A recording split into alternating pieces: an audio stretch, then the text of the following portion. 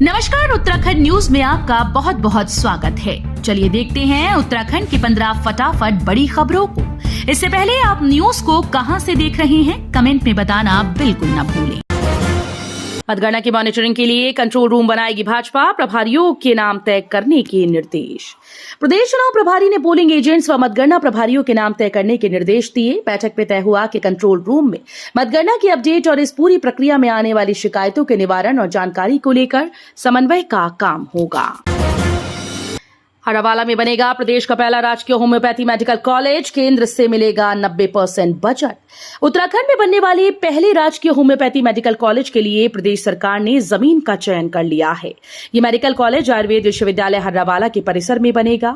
इसके निर्माण पर 70 करोड़ खर्च होने का अनुमान है। इसमें 90% बजट केंद्र सरकार से मिलेगा। इस मेडिकल कॉलेज के बनने से प्रदेश के युवाओं को होम्योपैथी चिकित्सा की पढ़ाई के लिए दूसरे राज्यों में नहीं जाना होगा। मेट्रो नियो प्रोजेक्ट पर अब खुद का दम दिखाएगी सरकार। पिछले लंबे समय से राज्य सरकार मेट्रो नियो प्रोजेक्ट के लिए केंद्र से वित्तीय सहायता की उम्मीद में है, जो अब तक पूरी नहीं हो पाई। बैठक में मेट्रो नियो प्रोजेक्ट के मुद्दे पर गहन चर्चा हुई और हाइब्रिड एन्युटी मॉडल पर काम शुरू करने के विकल्प सुझाया गया।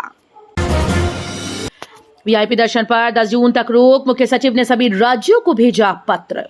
चारधाम यात्रा को लेकर बड़ा अपडेट सामने आया। वीआईपी दर्शन पर 10 जून तक रोक लगा दी गई। इस संबंध में मुख्यमंत्री के निर्देश पर मुख्य सचिव राधा रतूड़ी ने सभी राज्यों के मुख्य सचिवों को पत्र भेजा है।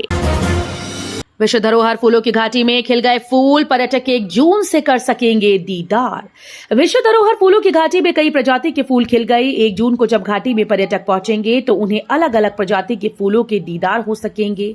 फूलों की घाटी 1 जून को पर्यटकों के लिए खोल दी जाएगी।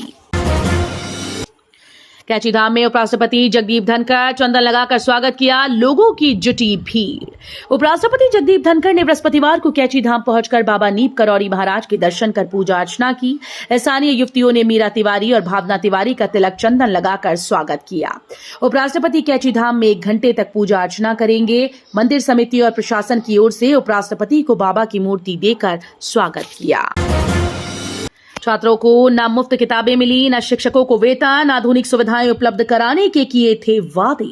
शिक्षा सत्र शुरू होने के 2 महीने बाद भी सरकारी विद्यालयों के छात्र छात्राओं को कई विषयों की आधी से अधिक पाठ्य पुस्तकें नहीं मिल पाई। वहीं अशासकीय के कुछ विद्यालयों के शिक्षकों को 3 तो कुछ को 6 महीने से वेतन नहीं मिला है। 1 माह के अंदर देनी होगी पेंशन धारक की मौत की सूचना पर सचिव वित्त ने दिए ये निर्देश। राज्य के कई कोषागारों से पेंशन प्राप्त कर रहे पेंशन धारक की मृत्यु के बाद उनके वैध उत्तराधिकारियों ने समय पर सूचना उपलब्ध नहीं कराई। इससे अनावश्यक रूप से राजकीय धन मृत पेंशन धारकों के बैंक खातों में जाता रहा है। एलटी शिक्षकों के होंगे अंतरमंडलीय तबादले, शिक्षा मंत्री धन सिंह ने दिए एसओपी जारी करने के निर्देश। शिक्षकों को पूरे सेवाकाल में एक बार एक से दूसरे मंडल में तबादले का मौका मिलेगा। इसके लिए उन्हें अपने मूल संवर्ग में कम से कम 5 वर्ष की संतोषजनक सेवा पूरी करनी आवश्यक होगी। सरकारी निजी अस्पतालों में दवाइयों की गुणवत्ता जांच के आदेश, अब पता चलेगा मानकों में सही या नहीं। सरकारी व निजी अस्पतालों में मरीजों को दी जाने वाली दवाइयां कितनी असरदार और गुणवत्ता कैसी है, अब इसकी जांच की जाएगी। खाद्य संरक्षण और औषधि प्रशासन विभाग ने पूरे प्रदेश में अस्पतालों को आपूर्ति हो रही दवाइयों की गुणवत्ता जांच के आदेश जारी कर दिए हैं। चारधाम यात्रा मार्गों में खाद्य सामग्री में मिलावटखोरी, 6 दुकानदारों के खिलाफ मुकदमा दर्ज। चारधाम यात्रा मार्गों में खाद्य सामग्री में मिलावटखोरी के खिलाफ चलाए गए विशेष अभियान में खाद्य संरक्षण और औषधि प्रशासन विभाग ने 6 दुकानदारों के खिलाफ मुकदमा दर्ज किया है। 3 अन्य के खिलाफ कार्रवाई की तैयारी चल रही है। तुंगनाथ में श्रद्धा ने किया भरतनाट्यम का अद्भुत प्रदर्शन, अभिषेक ने की कैलीग्राफी, बनाया रिकॉर्ड। दुनिया के सबसे ऊंचे शिव मंदिर तुंगनाथ में भरतनाट्यम और कैलीग्राफी कर दून के युवा कलाकार श्रद्धा बछेती और अभिषेक यादव ने India book of world record में अपना नाम दर्ज करा लिया। अब वो पंच केदार में नया रिकॉर्ड बनाना चाहते हैं। आंधी तूफान के बीच कार के ऊपर गिरा पेड़, सवार एक व्यक्ति ने मौके पर ही तोड़ा दम, एक गंभीर घायल। आंधी तूफान होने से कार के ऊपर चीड़ का पेड़ गिर गया। कार में सवार एक व्यक्ति की घटनास्थल पर मौत हो गई, जबकि दूसरा गंभीर रूप से घायल है। पीएम मोदी ने शुरू किया आध्यात्मिक यात्रा। मन मंदिर में पूजा अर्चना करने के बाद पहुंचे Vivekananda rock memorial.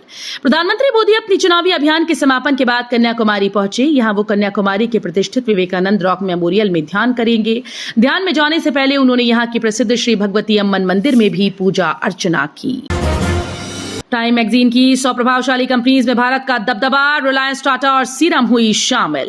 Time magazine ने दुनिया की 100 सबसे प्रभावशाली कंपनीज की लिस्ट जारी कर दी है। इस लिस्ट में 3 भारतीय companies Reliance industries, Tata group और सीरम इंस्टीट्यूट ऑफ इंडिया का नाम शामिल है। टाइम मैगजीन ने रिलायंस इंडस्ट्री को इंडियाज जगरनॉट टाइटल दिया। इसके साथ ही उसने रिलायंस और डिज्नी के बीच हुई डील का भी जिक्र किया है।